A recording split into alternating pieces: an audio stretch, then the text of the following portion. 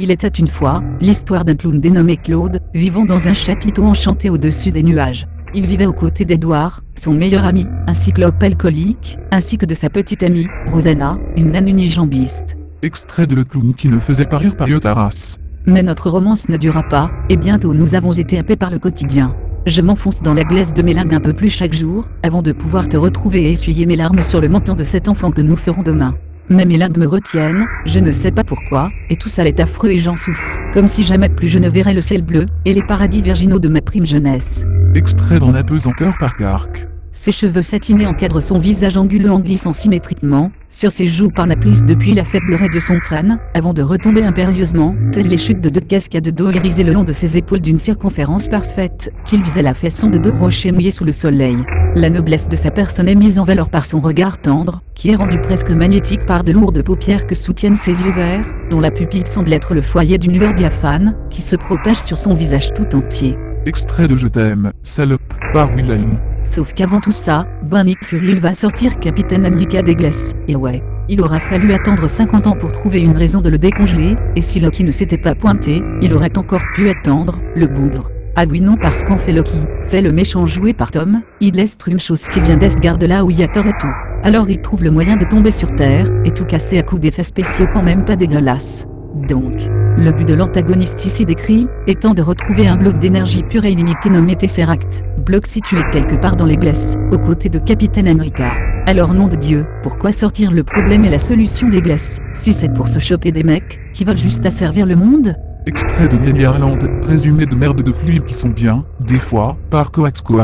Peut-être que mon rôle est de soulager les souffreux d'ailleurs, il m'arrive de passer dans les rues en regardant les hommes de peu, qui m'ont dit dans la pauvreté du trottoir, et je me dis qu'il faudrait peut-être les tuer pour les soulager, et les envoyer avec Jésus-Christ, car ils verraient la bonté du puissant par sa force du sacre de Dieu, et c'est avec le regard ecclésiastique, que je peux laver leurs péchés.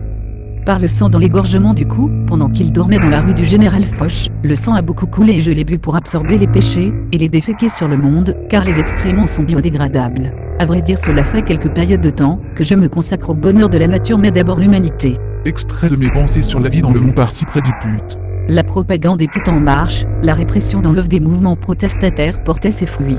Les philosophes et autres intellectuels en désaccord avec la doctrine du parti Une France pure, Une France forte étaient impitoyablement pourchassés par les services secrets, et envoyés dans des camps de reconditionnement où l'on ne sait pas trop ce qu'il advenait d'eux. L'ascension du président sortant ne pouvait plus être stoppée. Extrait de Bleu Blanc Rouge par le Duc. Elle s'approcha doucement des volatiles immaculés, qui picoraient gentiment ça et là.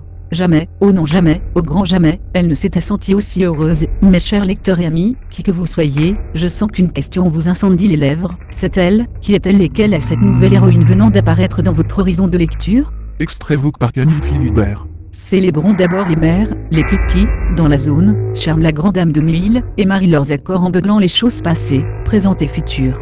Leur voix infatigable coule de leur cloaque en 12 accents, et cette harmonie enchanteresse, au loin répandue, fait sourire le palais de leur père qui lance la foudre. On entend résonner la cygne de la zone neigeuse, demeure des zonards. Extrait de STRI Place par Dourax Merdiakov. Cela n'a rien de honteux, de la même manière qu'il n'y a pas de honte à avoir une assurance, forme administrative et légale de ces demi-contraintes, il faut accepter que l'égalité des chances, de la même manière que la justice, la liberté ou la filibelle, drôle et intelligente en même temps, misogyne, sont des concepts abstraits dépourvus de toute existence dans le monde humain. Croire au contraire est indubitablement une alternative à l'antidépresseur, mais ne revêt nulle réalité.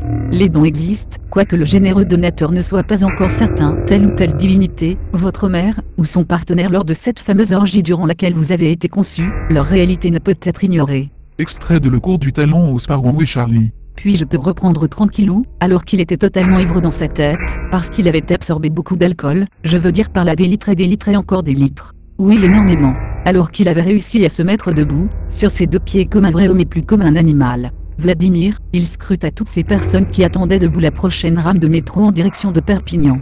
Il commença à avancer vers ces gens bien distingués sous tous leurs rapports. Extrait de Misère par Loiscoin.